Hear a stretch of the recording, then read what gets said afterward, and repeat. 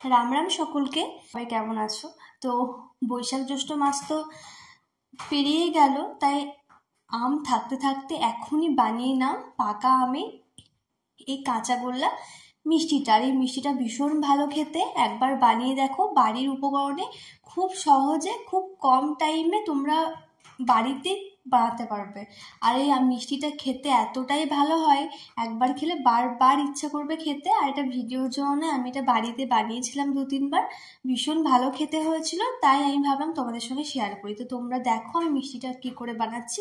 খুবই সহজ, আর একবার দেখলে বারবার দেখতেও হবে না, ভীষণ ভালো খেতে হয়। তো ফার্স্টেই আমটা ধুয়ে নেব। তো আমটা ধোয়ার পর আমটা পিস করে নেব, যাতে আমের শাঁসটা অর্থাৎ পিউলিটা সহজে আমরা স্পুনের মাধ্যমে বের করে ফেলি। তো ফার্স্টে আম থেকে আমের শাঁসটা বের করে নেবো একটা মিক্সি জারে। এরপর যেটা মেন ইনগ্রিডিয়েন্টস অর্থাৎ উপকরণ, সেটা হলো ছানা। বা 1 লিটার দুধে তোমরা ছানা বাড়িতেই বানিয়ে নিতে পারবে। তো আমি এখানে ছানা বানিয়ে নিয়েছিলাম, তো অনেকটাই ছানা ছিল, তাই আমি ভাবলাম যে একটু মতো সন্দেশটা বানাবো, আমের মাখা সন্দেশ। তো অনেকটা একই রকমই প্রসেস, তাই একসঙ্গে বানানো যায়, তাই অনেকটা ছানা ছিল। আর ছানাটা ভালো করে আমি হাতে মথে নিলাম। তোমরা কিন্তু ভালো করে মথে নেবে, আর জলটা ঝরিয়ে নেবে, এটা কিন্তু মাস্ট। জল থাকলে কিন্তু ভালো হবে না, জলটা ঝরিয়ে নেবে আগে থেকে। আর একটু ছানা, মানে জাস্ট তোমরা দেখতে পাচ্ছ একটু ছানা আমি সরিয়ে রেখেছিলাম, শেষে দরকার হবে সেই জন্য। আর তোমরা ইউজ না করতেও পারো, কিন্তু কাঁচা ছানা যোগ করলে কাঁচা গোল্লা খেতে একটু বেশি ভালো হয়। তো আমি হাতে করে ভালো করে মথে নিয়েছি। এরপর আমের পিউলির সঙ্গে ছানাটা আমি ভালোভাবে মিক্সিতে একদম মিক্সচার করে নিলাম। একদম দেখো, তোমরা বুঝতে পারবে কত সুন্দর মিক্সচারটা হয়েছে। আমের এই মিষ্টিটা বানাতে লাগছে আমুল দুধ, আর মেন উপকরণ ছানা, একটু চিনি, আর আম তো লাগছে, জানো আমের মিষ্টি যখন। আর আম ভীষণ মিষ্টিটা হিমসাগর বলে চিনির পরিমাণটা কম লাগবে। তো তোমরা দেখো আমি কিভাবে বানাচ্ছি। মিশ্রণে তোমরা একটু এলাচ গুঁড়ো দিতে পারো, আমি সামান্য দিয়েছি, না দিলেও চলবে। আমের গন্ধের জন্য আর কিছু প্রয়োজন হয় না।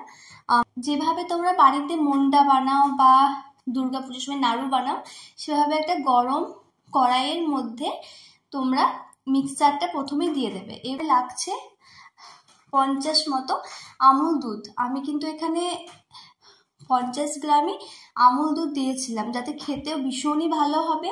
খুন্তির মাধ্যমে ভালোভাবে মিশিয়ে নেবে, যাতে কোনো দানা না থাকে। এরপর একটু চিনি দেবে, কারণ আমের মধ্যেও মিষ্টি থাকে আর আমুল দুধে তো মিষ্টি থাকেই। তো মিশিয়ে নেবে। পর 5 থেকে 10 মিনিট আম ছানা আমুল দুধটা, মানে এই যে মিক্সচারটা ভালোভাবে নাড়বে, বুঝতেই পারবে। এরপর লাগছে একটু টক দই। টক দই তোমরা না দিতেও পারো, বাট আমি বলবো বাড়িতে থাকলে জাস্ট 1 চামচ কি 1.5 চামচ টক দই দেবে, তাহলে খেতে খুব ভালো হয়, খুব সফট হবে। তো তোমরা এটা 15 মিনিট মতো জাল করে নেবে। যখন কড়াই থেকে ছেড়ে ছেড়ে আসবে, তখন বুঝে নেবে যে মিক্সচারটা রেডি হয়ে গেছে মিষ্টি করার জন্য। তো প্রায় 15 থেকে 17 মিনিটও লাগতে পারে। আমার এখানে আম এছাড়া ছানার পরিমাণটা বেশি ছিল বলে বেশি সময় লেগেছে। যখন কড়াই থেকে ছেড়ে ছেড়ে আসবে, তখন জানবে যে মিক্সচারটা রেডি হয়ে গেছে মিষ্টি বানানোর জন্য। আমি এখানে দই দেওয়ার আগে একটু পরিমাণ মিক্সচারটা তুলে রেখেছিলাম সন্দেশ বানানোর জন্য, কারণ দই দিলে সন্দেশটা হবে না। আমি একটা পাত্রে ঘি মাখিয়ে একটু মিক্সচার তুলে রেখেছিলাম সন্দেশ বানানোর জন্য। এই দেখো, তারপর 1 ঘন্টা ফ্রিজে আমি রেখে দিয়েছিলাম ঠান্ডা হওয়ার জন্য। এরপর তোমাদেরকে দেখাই মিষ্টি বানানোর প্রসেসটা। তো যখন কড়াই থেকে ছেড়ে ছেড়ে আসবে, তোমরা বুঝতে পারবে তোমাদের মিষ্টি হওয়ার জন্য এই যে মিক্সচারটা একদম রেডি হয়ে গেছে। মিশ্রণটা ঠান্ডা হয়ে এলে তোমরা এবার আগে যে সরিয়ে রেখেছিলাম সামান্য পরিমাণ ছানা, কাঁচা ছানা, সেটা মিশিয়ে দেবে। ভালো করে মিশিয়ে নেবে, যাতে খেতে আরও বেশি ভালো হবে, সুস্বাদু হবে। এরপর তোমরা হাতে গোল গোল বলের মতো যেভাবে মিষ্টি বানিয়ে নেবে এবং আমুল দুধে কোট করে নেবে, তাতে দেখতেও ভালো লাগবে আর খেতেও ভালো লাগবে। তারপর ভালো করে হাতে একদম গোল গোল বানিয়ে নেবে মিষ্টি শেপে। তো তোমরাই দেখো কমপ্লিট হয়ে গেছে, আর এদিকে সন্দেশটাও ঠান্ডা হয়ে গেছে, 1 ঘন্টা হয়ে গেছে। তো সন্দেশটাও খেতে ভালো হয়েছিল। সন্দেশটা ছিল মাখা সন্দেশ, আর আর মিষ্টিটার কোনো কথা হবে না, 100 মানে ভীষণই ভালো হয়েছিল। সবাই খেয়েছিল, বাড়িতে সবাই খেতে ভালোবাসে। আর তোমরা একদিন বানিয়ে দেখো আম থাকতে থাকতে।